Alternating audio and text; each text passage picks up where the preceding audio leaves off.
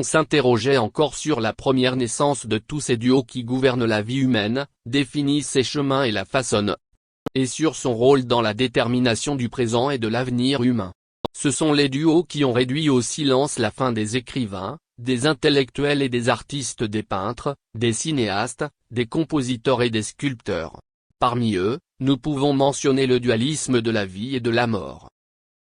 Ces questions ont troublé notre curiosité, éveillé d'autres interrogations dans notre esprit et nous ont fait émerger de cet espace associé à des dichotomies philosophiques dans un espace plus vaste qui se réfère à des duos à la fois sociaux, économiques et politiques, une contradiction de la riche pauvreté. Cependant, cette question ne se trouve pas dans le contexte individuel, mais dans la réalité de grands groupes, de pays et de continents entiers. Pourquoi l'Afrique reste-t-elle pauvre alors que l'Amérique occupe la première place dans les pays les plus riches? Nos pays sont-ils vraiment pauvres ou pauvres? Qu'est-ce qui a divisé ce monde en pays du Nord et du Sud? Nous pouvons passer en revue et résumer de nombreuses raisons dans un langage beau et difficile que le lecteur ne croit pas et ne sera pas tenu en otage de sa volonté et de sa compréhension. C'est beaucoup plus difficile, mais nous résumerons cette relation entre les États et les puissances et la relation du colonisateur avec le colonisateur. Le colonisateur et ses colonies. En étudiant la relation du colonisateur avec le colonisateur, nous nous souvenons directement du mythe d'un mythe qui raconte Prométhée, qui les a amoureusement dépeints et créés dans la mythologie grecque, à tel point qu'il défie le père des dieux et des humains à Zeus et vole la torche de feu du sommet du mont Olympe qu'il peut dissiper la réponse de l'hiver de ses amis humains et leur donner le feu, avec ses symboles et ses connotations.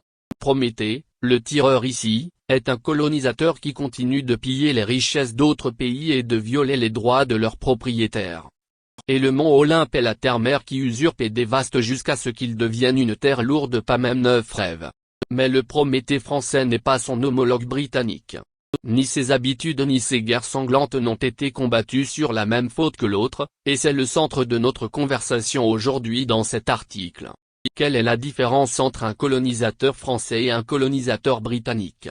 Quels sont les principaux piliers de leur politique colonialiste respective? Et comment ça explique la différence?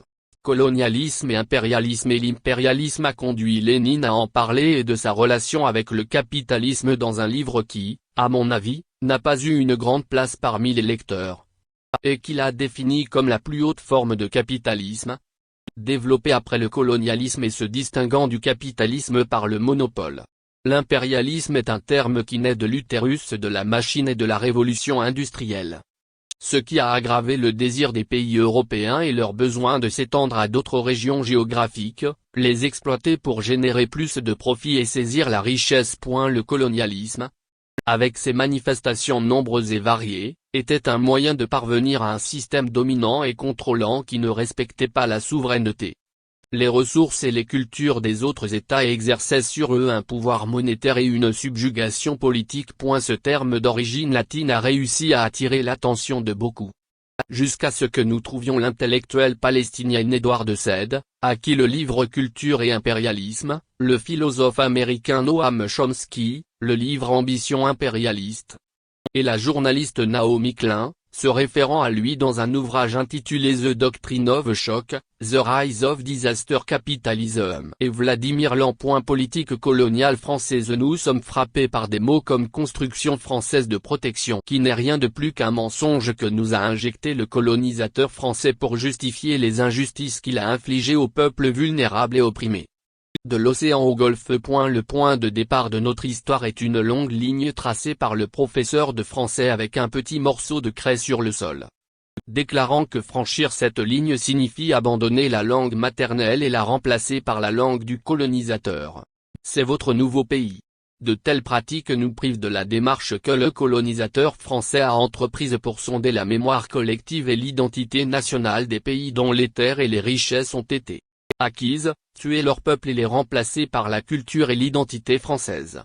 Mais d'autre part, pour assurer le maintien de la situation de persécution, il fallait tenir les jeunes à l'écart du cycle d'analyse et de pensée critique qui pourrait révolutionner des politiques impérialistes injustes.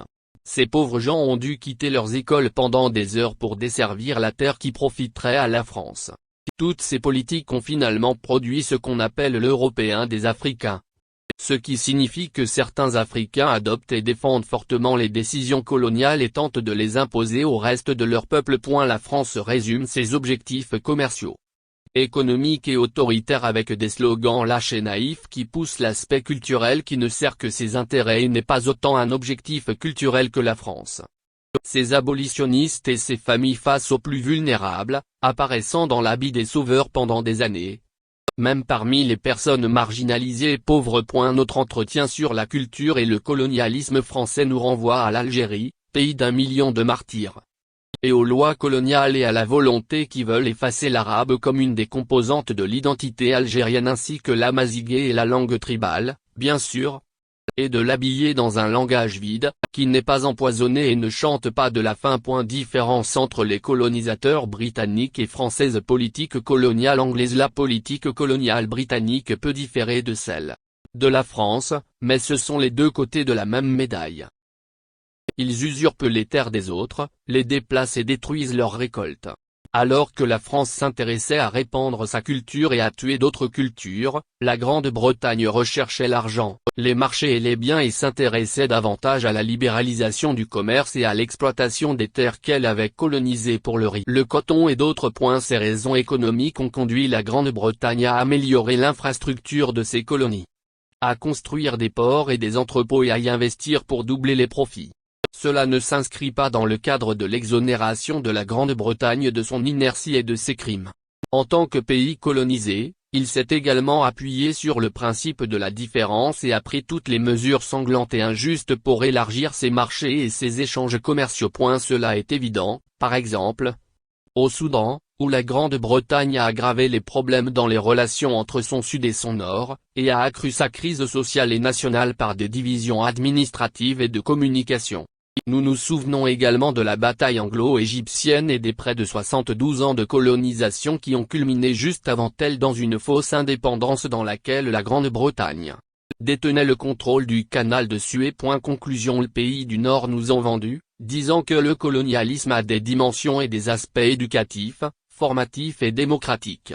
À ce jour, nous avons pillé nos ressources et usurpé indirectement notre territoire. Si nous revenons à l'étude de nombreuses conventions entre États, y compris, par exemple, la Convention sur l'exploitation du sel par la France, nous avons constaté qu'elle était encore efficace sous un énorme blackout et que la politique d'endoctrinement dans laquelle nous nous étions engagés pendant des années nous a fait avancer très lentement vers tout développement technique ou scientifique ou vers le développement d'un véritable peuple révolutionnaire. Conscience.